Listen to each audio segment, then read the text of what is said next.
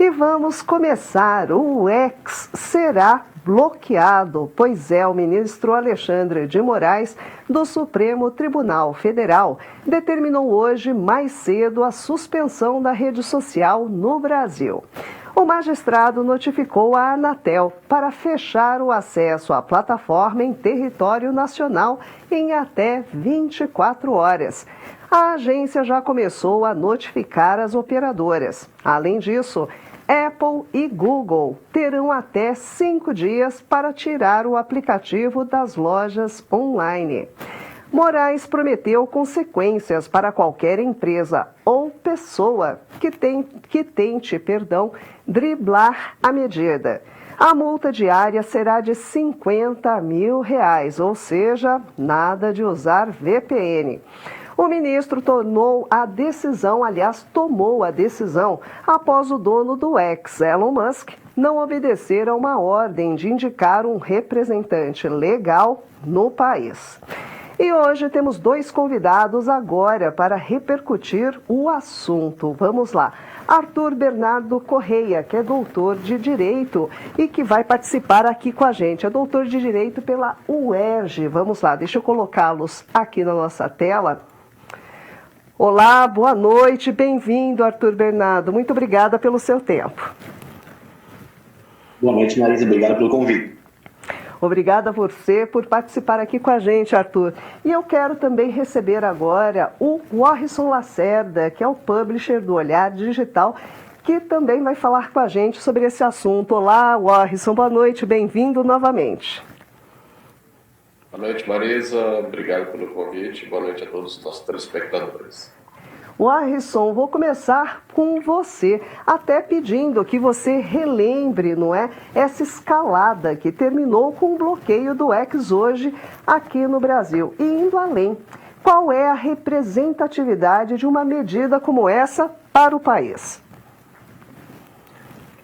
Pois é, Marisa, só lembrando rapidamente, essa história toda começa bem lá atrás, o X, o X tem aí, desde que foi assumido pelo Elon Musk, um histórico de embates com autoridades, não apenas aqui no Brasil, mas em outros países também, mas até estranhamente, o Elon Musk tem esse comportamento que é meio alinhado aos seus interesses comerciais, Basta a gente lembrar que bastou ele, Elon Musk, dar uma afagada no governo chinês, dizendo que a China tinha direito de invadir Taiwan, para que o governo chinês permitisse que a Tesla tivesse algumas vantagens por lá. Então, o Elon Musk, desde que assumiu essa rede social, mundo afora, não é só no Brasil, tem usado essa rede social em interesse próprio, defendendo os seus próprios interesses, não apenas do X, mas de outras de suas empresas.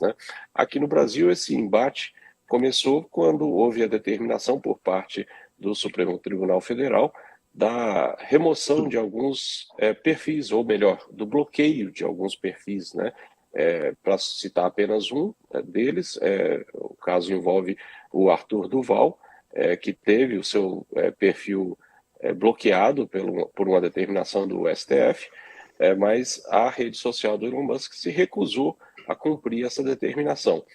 E aí a rede começou a sofrer sanções, o judiciário determinou multas diárias, no caso do descumprimento dessas determinações. No movimento seguinte, o Elon Musk resolveu acabar com os escritórios do X aqui no Brasil, demitiu todo mundo, deixou a empresa sem representação legal aqui no Brasil, então a empresa não tem hoje um representante legal aqui no Brasil, não tem ninguém que responda pela empresa aqui no Brasil, o que é um problema legal, Nós temos aí a participação do jurista que vai falar sobre isso muito melhor do que eu, mas enfim, então a partir dessa ausência de um representante legal, o STF, o ministro Alexandre de Moraes, na verdade, fez cumprir a lei, Não existe a possibilidade de qualquer empresa atuar no território brasileiro sem que essa empresa tenha um representante legal, ou seja, alguém que é responsável por isso. Mas, de novo, Marisa, é importante que a gente tenha um parâmetro disso, Eu não estou aqui entrando no mérito da discussão política, esse é um caso que envolve muitas paixões políticas, sem entrar nesse fla-flu, né? É importante a gente entender que existem algumas regras, existem algumas leis, todo país tem isso, né? E elas precisam ser obedecidas, né? E a gente precisa também não ser ingênuo, né? Entender quem é esse personagem Elon Musk e como ele tem atuado, não apenas aqui no Brasil, mas também em outros países nos seus embates, né? O Elon Musk, quando interessa a ele entrar em confronto com as autoridades locais desse ou daquele país, ele entra em confronto, como está acontecendo aqui no Brasil.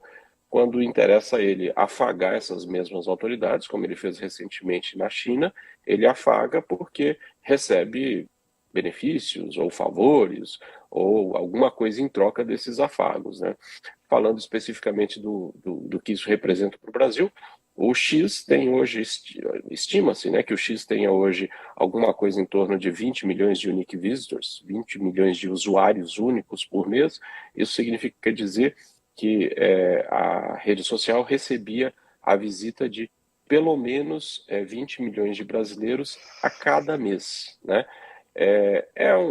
Nessa dimensão, é um site de bom porte, né? É uma propriedade de internet de bom porte, mas está longe de ser alguma coisa parecida com o que a gente tem no Facebook, no Instagram, ou mesmo no TikTok, ou mesmo os grandes portais nacionais, né? Não é hoje o X já tinha perdido muito da sua importância, muito da sua relevância aqui no Brasil, e vem perdendo, não apenas aqui, né? Vem perdendo mundialmente. É bom a gente lembrar também que nos Estados Unidos, o X, que alega ter alguma coisa em torno de 200 milhões de usuários únicos mundialmente, portanto o Brasil representa mais ou menos 10% desse total, né?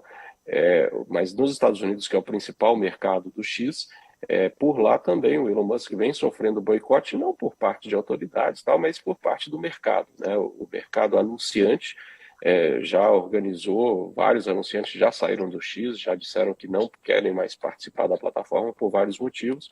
Então essa situação de embate do Elon Musk não é um privilégio nosso brasileiro, é uma questão da atuação dele em diferentes mercados, e uma atuação que varia muito de acordo com os interesses dele também, Marisa.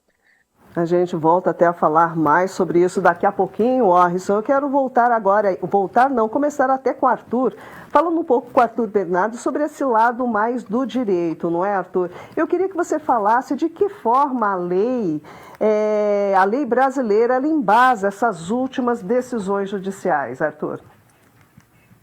Então, Marisa, a lei brasileira, especialmente o Marco Civil da Internet, ela fornece a base para decisões como essa. Por exemplo, dessa própria lei do Marco Civil da Internet, a gente consegue extrair que provedores de aplicação da internet, como é o caso do X, devem obedecer essas ordens judiciais e possuir uma representação no Brasil para responder essas questões legais. Naturalmente, a ausência de cooperação por parte de uma empresa pode resultar em sanções como multas, bloqueios, suspensões, como foi este caso. Até, inclusive, é válida a menção à inédita intimação de Elon Musk pela própria plataforma do X. Pode até alguns juristas entendem como considerada inválida, haja vista que o Elon Musk deveria ter recebido essa determinação por carta rogatória, e nesse caso ele poderia até gerar um precedente, de certa forma, perigoso com relação às intimações no ordenamento jurídico brasileiro. Por fim, com relação à última decisão de suspensão das operações da plataforma, é possível observar que houve uma certa razoabilidade no sentido de escalonamento das medidas diante da decisão do ministro Alexandre de Moraes. Nesse caso, conforme o descumprimento das decisões pela plataforma, a natural consequência foi justamente a suspensão, o que já havia sido avisado de pronto há muito tempo. Agora, Arthur, o que chamou muita atenção nessa decisão é a multa, não é? Para quem acessar o X, por exemplo, com a VPN. Tem duas questões. Existe alguma decisão parecida com essa? E mais, o usuário comum pode mesmo ser punido por acessar a rede social utilizando uma VPN, utilizando uma rede social bloqueada? Bem, no passado, algumas decisões judiciais já barraram também o uso da VPN. Em maio de 2023, o próprio ministro Alexandre de Moraes publicou um despacho que ameaçava retirar o Telegram do ar por causa de uma mensagem enviada aos usuários contra o projeto de lei que ficou conhecido como PL das Fake News. O bloqueio em si nunca ocorreu, mas o documento em si, o próprio ministro utilizou usou o VPN para a proibição do VPN, no caso, para acessar o aplicativo caso isso acontecesse, o que não foi de fato ocorrido.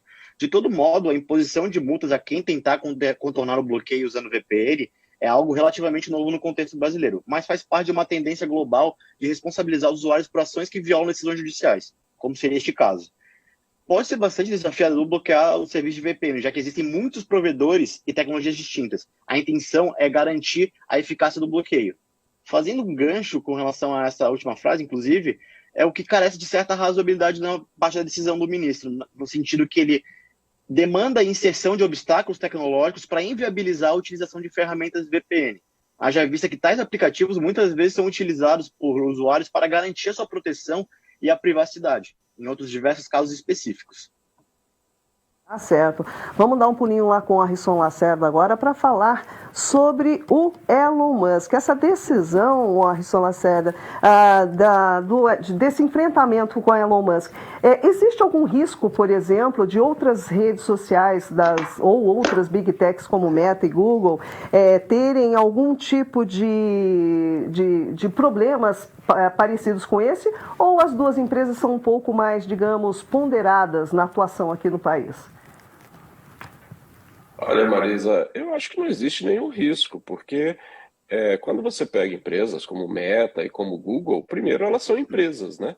E não dá para a gente dizer que o X, que o X, hoje seja uma empresa, né? Ele é um brinquedinho de um bilionário, né? Que é o Elon Musk. É um brinquedinho que, para o bem ou para o mal, afeta, toca a vida de milhões de pessoas, não apenas no Brasil, mas mundo afora. Mas hoje não dá para dizer que o X, que o X, seja uma empresa. Ele realmente é isso, é uma diversão, né? O Elon Musk foi lá, gastou 40 bilhões de dólares para assumir o controle do antigo Twitter, porque achava que era bacana, porque achava que qualquer coisa que ele quisesse achar do alto dos seus bilhões, né, que ele tem na conta corrente, então ele acha que pode fazer qualquer coisa. Mas a verdade é que o X não é uma empresa séria, né? Ele é a extensão do ego do Elon Musk, né? Como fica claro nessa atuação dele. De novo, pessoal, é importante a gente entender isso. Isso não acontece só no Brasil. Tem muita gente dizendo, puxa, porque só no Brasil isso. Não é verdade. O Elon Musk tem esse comportamento no mundo inteiro. Então, hoje ele acorda de mau humor e ele resolve brigar com o rei da Espanha. Amanhã ele acorda de bom humor e resolve se fazer carícias no ditador, né, da Coreia do Sul. Amanhã ele acha que tem que vender mais carros da Tesla, então ele passa pano para o governo chinês, né? Então, eu não acho que haja a menor possibilidade de empresas, que aí são empresas, né? A Meta, o Google, a gente pode fazer críticas a elas e temos que fazer, temos que entender que são empresas, estão sujeitas a críticas, mas elas são corporações, né? São empresas sérias, né? Não são brinquedinhos na mão de um bilionário que acha que é o dono do mundo e que acha que todo mundo tem que se curvar à sua vontade, né? Essa é a postura hoje do Elon Musk, né? Eu particularmente acho ridículo que as pessoas não consigam enxergar que a sociedade moderna não deveria ter espaço para atitudes como essa. Não importa o quanto a pessoa tem de dinheiro, o que importa é que existem regras. A gente pode até discutir se a regra está certa ou está errada, mas existem regras que precisam ser respeitadas, né? Os países, as sociedades, elas têm regras para que haja um mínimo de convivência, né, entre as pessoas, porque senão vira uma guerra de todo mundo contra todo mundo, né? Quem pode mais chora menos. Não é o caso, né? Então, eu acho que não existe o menor risco de a gente ver um comportamento tão infantil quanto esse em outras empresas. O comportamento do Elon Musk, nesse momento, é o mesmo comportamento daquele menino que é o dono da bola, e porque ele não gostou do jogo, ele coloca a bola embaixo do braço e sai do campo e deixa todo mundo ali a ver navios, né? A diferença é que a bola do Elon Musk já não faz tanta diferença assim, né? Felizmente, né? Porque já que virou isso que virou, ainda bem que o X já não tem toda a relevância que teve, né? E a história do Twitter é uma história importante na história das redes sociais, então eu acho até uma pena que isso esteja acontecendo, que ele tenha sido transformado nisso, mas enfim, essa é a realidade que a gente tem, mas eu não vejo, né, a menor chance da gente ter problemas parecidos com esse em outras empresas que sim são empresas e não são só um brinquedinho na mão de um bilionário que acha que pode fazer tudo e não vai ter consequência nenhuma das ações dele. Uma correçãozinha, Warrison, quando você mencionou a relação do Elon Musk, você mencionou a ditadura da Coreia do Sul, é a Coreia do Norte, não é? Ah, sim, claro. Então tá certo. Bom, agora eu vou dar um pulo lá com o Arthur novamente. Arthur, eu queria que você falasse um pouquinho sobre o que é preciso, juridicamente falando, para que o STF retire esse bloqueio.